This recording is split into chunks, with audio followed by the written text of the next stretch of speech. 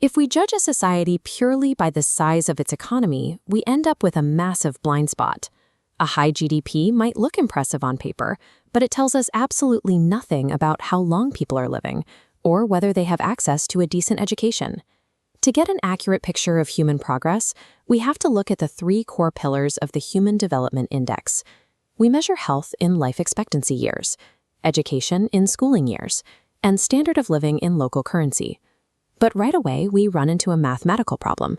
You cannot just add years and currency together. To calculate a usable index, we have to take these entirely different units and convert them into a single standardized score between 0 and 1. We solve this unit problem using goalposts. By setting an absolute minimum and maximum benchmark for every category, we can run any real-world number through this specific normalization formula and get a clean decimal back. For this regional analysis, we will use specific India-modified goalposts. Life expectancy ranges from 20 to 85 years. Schooling is split into two metrics, capping at 15 and 18 years, and regional income bounds are set between 2,000 and 400,000 rupees. This table shows the raw data for 5 Indian states. We are going to isolate Kerala and use it as our baseline test subject to build the algorithm. By taking Kerala's raw statistics and running them through our formula step by step, we can reconstruct its entire development profile from scratch. We will start with the most straightforward calculation, the health pillar.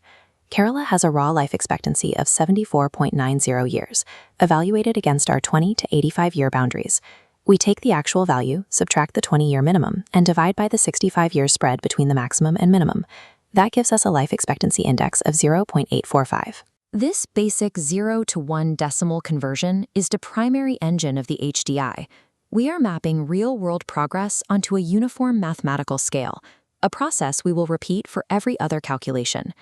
The education pillar introduces our first structural anomaly.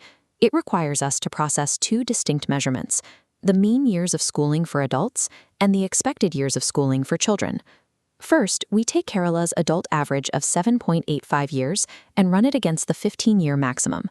Because the minimum goalpost here is 0, the formula simplifies to division, giving us a mean score of 0.523.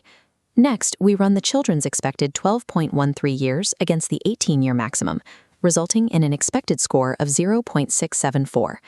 We then take the arithmetic average of these two results to formulate the final consolidated education index of 0.599. This index within an index step is structurally necessary. It ensures the final score reflects both the current educational reality of the adult workforce and the future potential of the youth. This chart shows how the utility of income scales with wealth. If a poor region adds 10,000 rupees per capita, the impact on daily life is massive. But if a wealthy region adds that exact same amount, the impact barely registers. This is the law of diminishing returns. To account for this, the algorithm modifies the standard formula. We apply a natural logarithm to all variables in the income equation.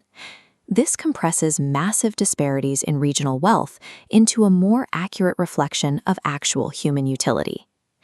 When we plug Kerala's income of 100,860 rupees into this logarithmic version and run it against the goalposts, we get an income index of 0.754. Without applying logarithms here, exceptionally wealthy regions would completely break the upper limits of our 0 to 1 scale, rendering the entire measurement system useless.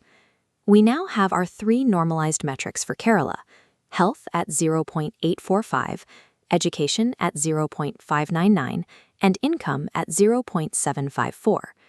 To find the final HDI, we do not take a simple average. Instead, we use the geometric mean. We multiply the three indices together and take the cube root, resulting in a final HDI of 0.725 for Kerala. Now it is your turn. Pause the video here. Take Goa's raw data, apply the goalposts, remember the logarithmic income rule, and calculate the geometric mean. Let's check your work. Your sub-indices should be 0.772 for health, 0.654 for education, and 0.939 for income. That geometric mean gives Goa a final HDI of 0.780. Using a geometric mean is a deliberate choice. It mathematically penalizes uneven development, meaning a state cannot hide terrible health or education metrics behind an immense amount of wealth. Comparing the two states side by side, we see the mechanics at work. Kerala has a superior life expectancy, but Goa's higher income score pulls its overall HDI ahead. Here is the completed matrix for all 5 states. Verify your manual calculations against these final figures. To master this analysis, keep these 4 steps in mind. Normalize the raw data against goalposts, take the arithmetic average for education, apply logarithms to income, and synthesize everything using the geometric mean. By understanding the math behind these scores, you don't have to rely on political rhetoric or top-line GDP figures. You have the tools to objectively verify the development status of any region yourself.